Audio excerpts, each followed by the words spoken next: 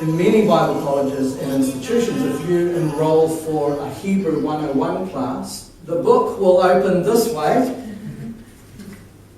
Okay. So already you know you're in the wrong place to learn Hebrew, because Hebrew books open this way.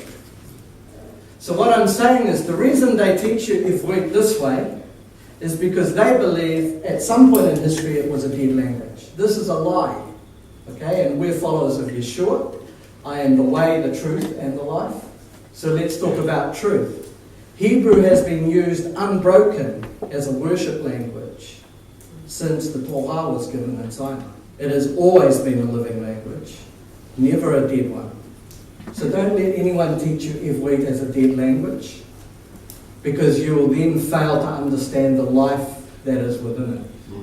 This is a good teaching. It's not a popular one, but it's a good one. What can I say? I'm a bit of a militant rebel. I don't know. We're talking about the synagogue, and we talked about how maybe traditionally, or in Orthodox synagogues, women had to sit behind the plate or the barrier that was around. And I can see already some of you women are like, I am woman, hear me roar. You know, you want to get in there and say, you know, that lacks equality, that's wrong. Let's protest this short little St. Patrick gnome lookalike guy with a bat. But the point I'm making here is maybe this is how Orthodox does it today. But those of you who have studied and read a book or two know that archaeologists have found remains of synagogues in the land of Israel. Okay? And these synagogues date back to the 2nd and even 1st century, when Yeshua, Jesus, walked the earth. This is really at the midpoint of the formation of rabbinic Judaism. And these synagogues were throughout Israel and indeed the world as community centers, essentially, because the temple was still in place. So the center of Hebrew worship was at the Temple Mount, the practices of the sacrifices and so on. And so the Yehudim, the Jews and the communities throughout the rest of Israel and throughout the diaspora, they met in these synagogues, these community houses, basically. And, you know, Goyim, Gentiles, were allowed to stand at the open doors and listen to everything that happened in these places. So there were many who did. They were called God-fearers. Inside the synagogues, and listen, I've stood in a 2nd century replica of the Capernaum synagogue, which is directly beneath the replica, and they've built the replica to match the previous synagogue. I've stood there next to Yam Kinneret, the Lake of Galilee. And I can tell you visually, this is exactly how it is, and the pictures depicted in the study books that you might read about it. There is seating, it's stone, but essentially in the formation we are here today. Okay, so it's sort of tiered seating, like you have a football game, but there's no football being played. And, well, actually, some synagogues I've been in, there are little kids just about playing football while we're doing the service. So, yeah, it's not quite like church, you know. Some churches I've been in, like if a kid says anything during the service, it's like, you know, yeah, eat your raisins. But the point is that there are these tiered seating. Now, listen to me. 1st century, when Yeshua walked the earth, this is what real tradition is. There are no dividers in these synagogues. Why not? Because women and men sat together. Let's change our view of tradition. Let's take tradition further back. Let's make it a bit more ancient than misogynistic organized religion. Let's talk about it from God's perspective, and let's talk about it from Hebraic culture, because I think probably some of you here know Yeshua, you know Jesus. And some of you, you're going to meet him. Baruch Hashem. We want to talk about this man and his culture because he's fully God and fully man, which means he fully had an earthly culture, and his culture was a Jewish culture, And I'm not asking you to become Jews. Heaven forbid. Why would God make you not a Jew and then say, okay, be a Jew? Right? It's Meshuggah. Who wants to be in the Olam Haba, the world to come, and there's nothing but klezmer music, right?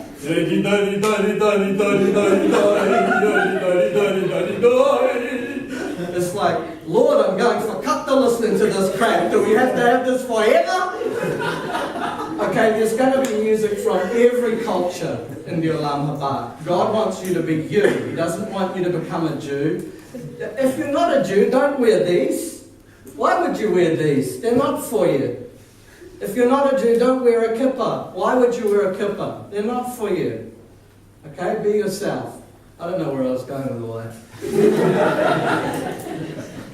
So we're going to move on. What we've got on the screen here today is, I'm going to give you guys have got the inside angle to Pesach. Pesach is where we get the word Passover from. And it really does mean to pass over.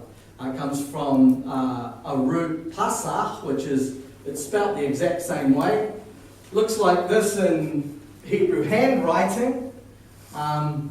Your felts aren't thick enough for me to do the Masoretic text properly, so I've just written it in handwriting. But Pesach, this comes from the root Pesach. It means to spring over. Okay? Interesting that it means to spring over, because the month when this happens is called Aviv, spring, Nisan, to bud, right? So it means that there's a connection between the covering and the newness of spring. This is the word Pesach.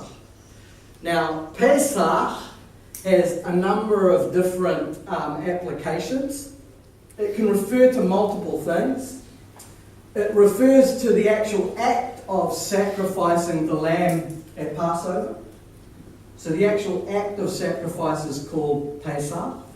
It also refers to the lamb itself. So the lamb can be called the Pesach lamb, right?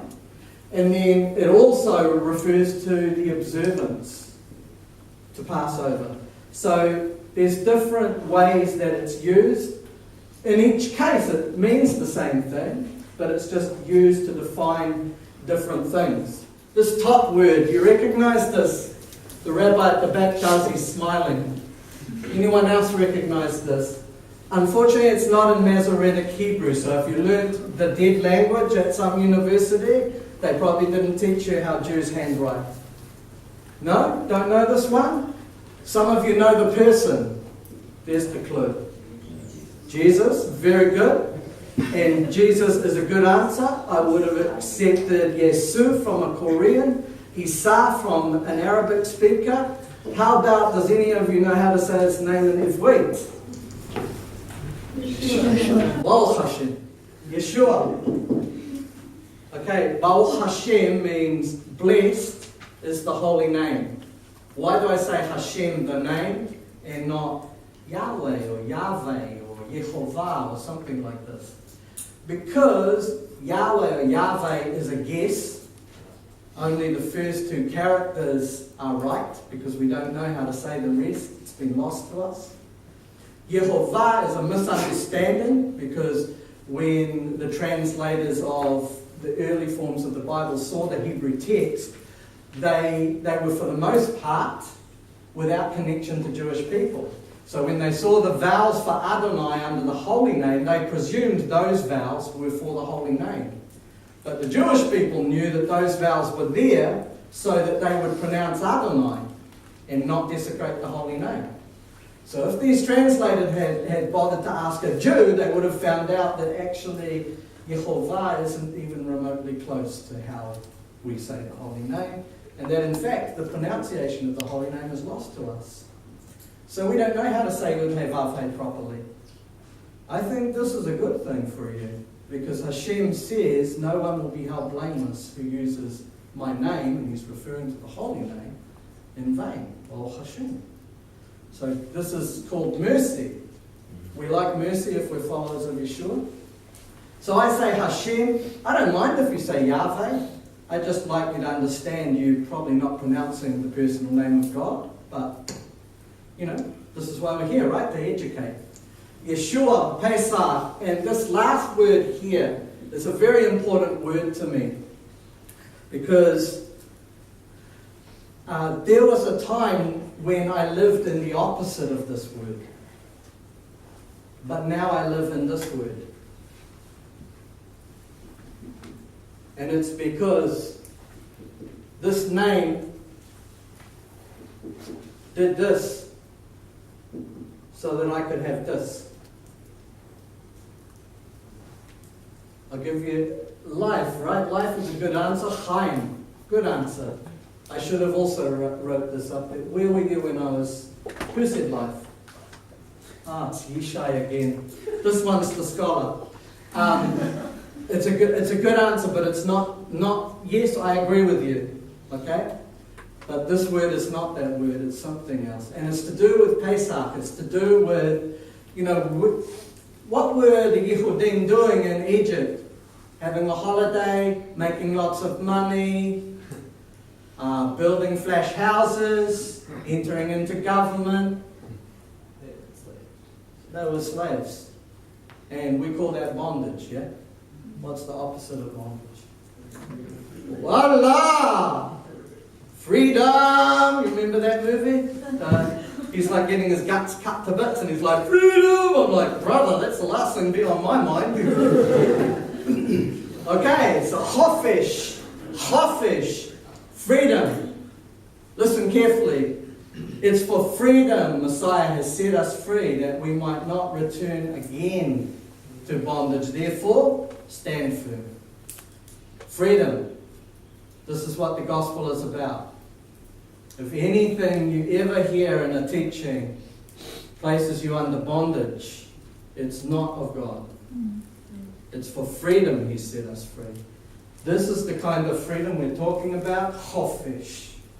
Chofish, it sounds like I have a cold, right? Chofish. So, Yeshua, He comes first. Let's talk a little bit about Hebrew thinking, okay? So Yeshua, He comes first. And you might have thought, you're talking about Pesach. Shouldn't Pesach come first? Especially because Yeshua, He wasn't born into time until about 1306 years after Pesach. So shouldn't this come first? And then Yeshua, because He's born into time, and then freedom, right? Okay. That's called chronological thinking, yeah? This is a Greek thing.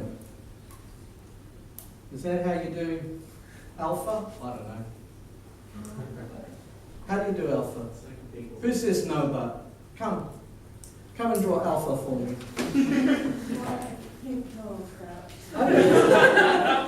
It's all Greek to me. Marseille.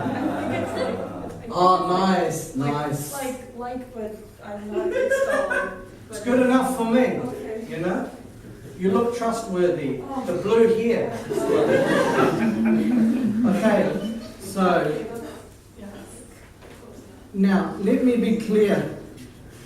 I am in no way disrespecting the Greek way of thinking. Let me be clear. Don't go away and say, this short, fat little Jew who looked like a gnome told me that the Greeks are sugar. I didn't do this. I'm teaching you some differences in thinking. Okay? So we're going to say this is kind of a Greek way to think. And lots of other people think this way. But it comes into our culture from the Hellenization of the known world. Okay? And so Greek thinking from that point on, with all its great philosophers and Stoics, they fed this idea, this way of thinking into our culture. And the Greek language, it even reads this way, right? Like English, it reads this way. Okay? From left to right. So now I'm pretty sure I've got Omega covered. Can you come and just check Omega for me? Does this kind of look like that? Yeah? Ish?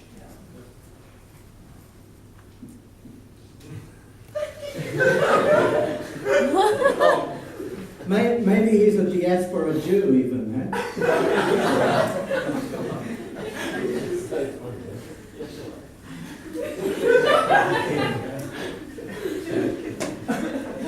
Alpha and Omega. We start here, right? And so he's the beginning and the end, right? I'm being tricky. I'm just warning you, I'm tricking you. He's the beginning and the end. This is great. If you want to think chronologically, that's fine. And even after the end, maybe this line goes on, right? There's no reason to disparage the idea that there's eternity in Greek thinking. It's linear. It's a linear way to think. But today I've already begun to teach you how to think like a Hebrew. No, I'm not asking you to convert to Judaism. However, if you young men do want to brit milah, I have a rusty spoon in my bag. I'm not asking you to do this. But what I am asking you to do is, for just a time, the next few hours, would you be willing to think differently? Would you be willing to temporarily give me your discernment so that you can learn something? Okay? I'm not just a goofball, I have studied linear thinking, Greek thinking, whatever you want to call it. It's not bad or good, it's just the way it is. The beginning and the end. Now, how about Hebrew thinking?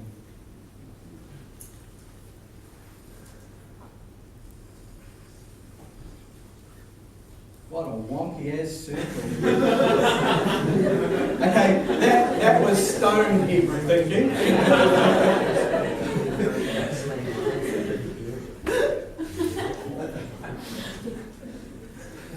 Okay, so let's just pretend I can draw and that line just totally is all echad, you know? You taught echad, didn't you, brother? One. Baruch Hashem. So what does echad mean? It means complex unity. Okay? Complex unity. It doesn't mean composite unity. Okay? God is not a composite, but He is complex. Okay, so Jews then, Hebrews, think like this. There's Aleph and Tav, the beginning and the...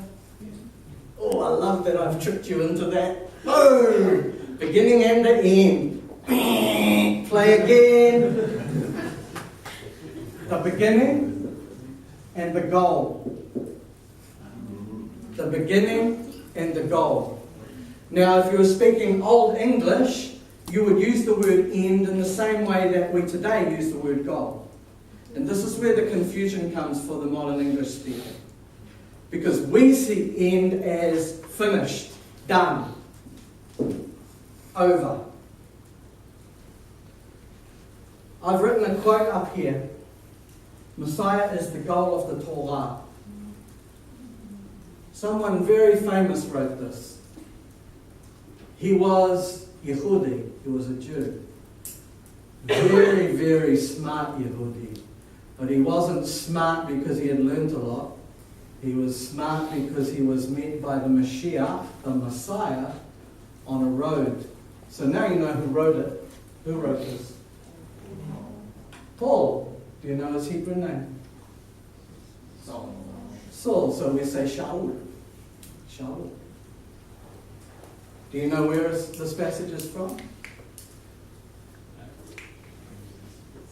The New Testament. Voila. This is, you can win game shows with answers like that. So this is Aleph. This is Tav. I think maybe someone already told you this word, it, is in the beginning of the Bible, right? It's in the beginning of the Bible, and we don't know really properly what it's supposed to do. Some call it a determiner, some call it a preposition. But most people just say, why have you got that twice in a row? It makes no sense. Well, we know why it's there. It's because it represents the Mashiach, the Aleph and the Tav, it. He was there in the beginning, he was with God, he was God. Right? Baruch Hashem. So where were we at? We're in a circular thinking. We are beginning. So we've got the beginning and the goal. And so you could say at the end there's a new beginning. That's great, and that's the Greek way to do it. Here we say it's a cycle. So rather than an end, we come to the goal and begin again. And this is why we came to this statement. Messiah is the goal of the Torah. Does anyone know where this is written? Shall I just throw it out there? I don't want to embarrass you. Romans? Romans? Oh, we're getting so warm. It isn't. And so it's in the letter that Rav Shaul wrote to the Roman believers. And I remember it because I always remember those movies where the trucks go in convoys. You remember those? There was a movie called Convoy. Okay, it was when Noah was a boy, so you probably don't remember that. There was a movie called Convoy, and they would say 10-4. Okay, so Romans 10:4.